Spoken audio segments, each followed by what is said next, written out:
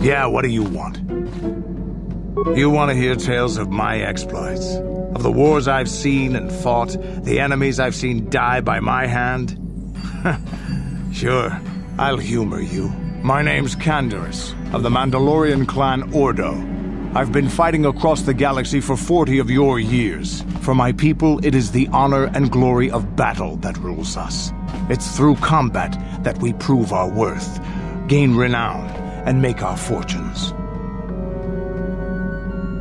Times have changed now. The Mandalore clans have been scattered across the Outer Rim.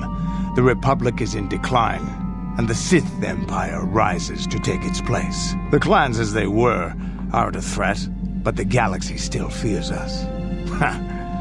People think we war out of spite or bloodlust. They don't understand, and fear that. We only wanted the challenge of the battle, and glory from it, win or lose. And we lost. But now I have no real challenges. Crushing Davik's enemies and the pathetic gangs in the lower city of Taris could not be considered the most glorious of tasks. When I think of the battles I've fought, the thousands I've killed, the worlds I've burned, I weep for my past. We will never again speak of this. We've got work to do, so let's get to it. Yeah, what do you want?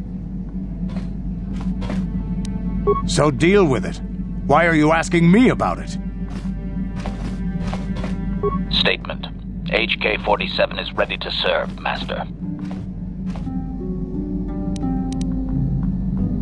Statement.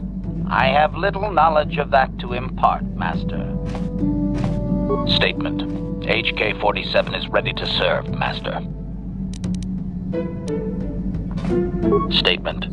I know some elements of my functionality, Master, but not all. Qualification. I suspected that it might, Master, but without memory, I had no way of knowing whether or not I knew that was true.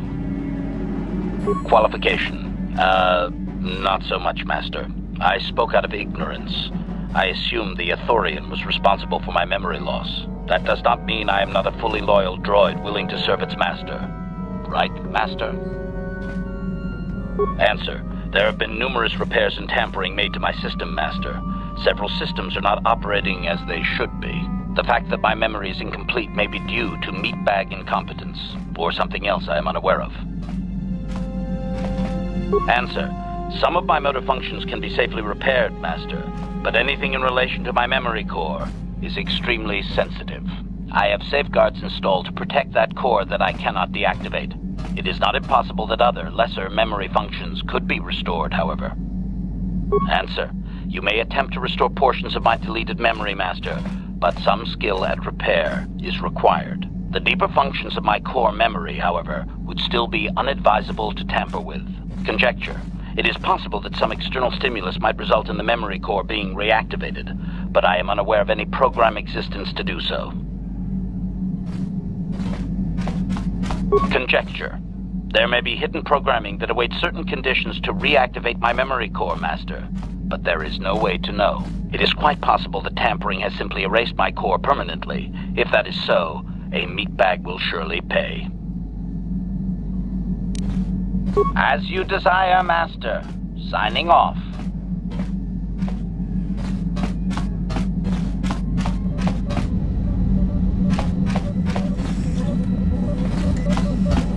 Got something on your mind, dude? Oh, I know plenty about Kashyyyk.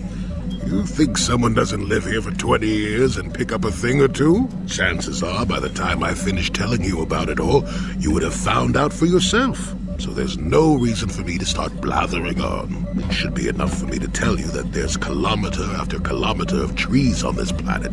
The deeper you go, the more dangerous it gets. If you're smart, you stay on top with the Wookiees, and that's about all I got to say about that. Now, let's get going.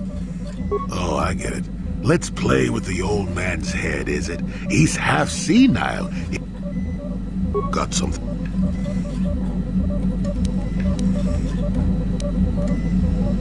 I have no idea what you're talking about, Ramble. What are you saying?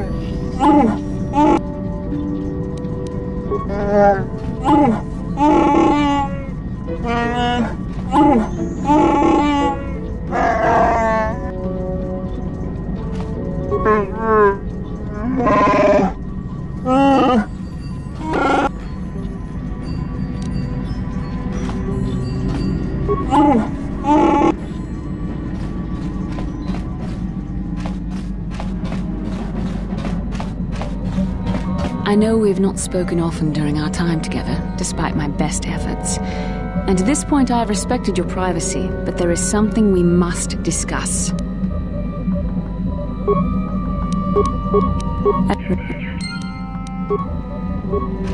How can I help? Yes, I suppose I can understand your curiosity, given the bond that connects us. Very well. I'll tell you a bit about myself. I was found to be strong with the Force at a young age, as most Padawans are. As a girl, I was given to the Order to be trained. When I joined the Order, I left my family on Tal Ravan, as all Padawans do. My family is still there, the last that I heard. I've had little contact with them, as it is discouraged. Relationships with family members are fraught with powerful emotions. Such extremes are to be avoided. Anger and hate are the worst, but even love can lead to folly. Emotional entanglements can be dangerous. They can impair rational thought. They can lead to outbursts of uncontrolled emotion. A Jedi must be above such things.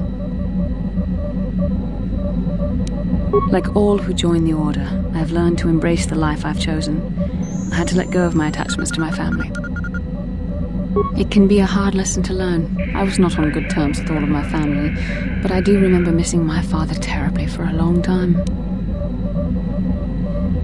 Very close. I was only a little girl when I left my family, but I still remember him fondly. He was kind and gentle and doted on me.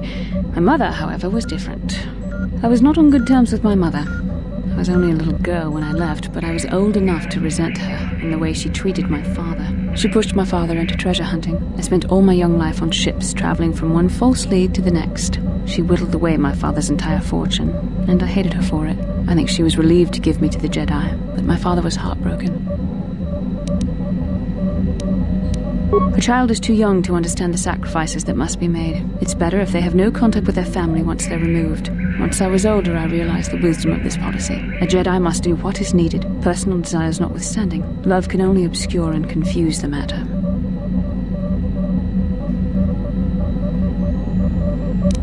Even a Jedi cannot always control the feelings of the heart. We must do our best to guard against it, no matter what the cost. But some sacrifices are harder than others. I do not wish to discuss this anymore. I would rather return to our mission. Yes, what's on your mind? I'm all ears, beautiful. Is there something else you'd prefer I called you? I might consider it, but what are you gonna call me in exchange? I like the first part of that. I'm a bit more partial to the most handsome pilot in the galaxy. What do you think? Well then, I guess gorgeous will just have to do until then, won't it? No, but kidding aside, I bet you're not about to give up on those questions of yours. Are they really necessary? No, I don't have a problem with it, really. Go ahead and interrogate me. All my secrets are purely of the mundane variety, unfortunately. Nothing worth extracting, though you're welcome to try. Let me ask you something first, though. I've been going through the battle aboard the Endar Spire over and over in my head since we crashed. Some things just don't add up for me. Maybe you could tell me what happened, from your perspective.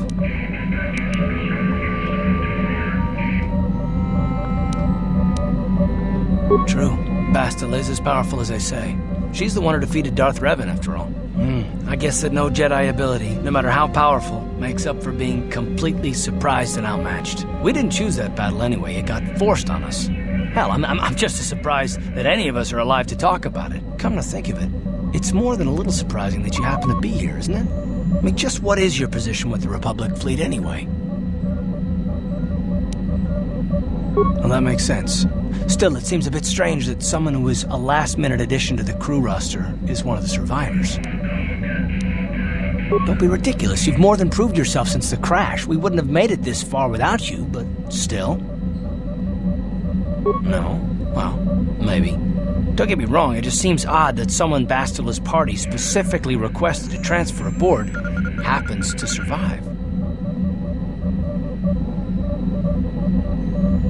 The Jedi requested numerous things when they came on board. I mean, hell, they practically took over the ship as far as I could tell. Considering your connection to Bastila and the Jedi, whether you know it or not, your presence here seems a little convenient. I'm probably wrong, and this is probably nothing, I know. I learned a long time ago not to take things at face value ever, and I hate surprises.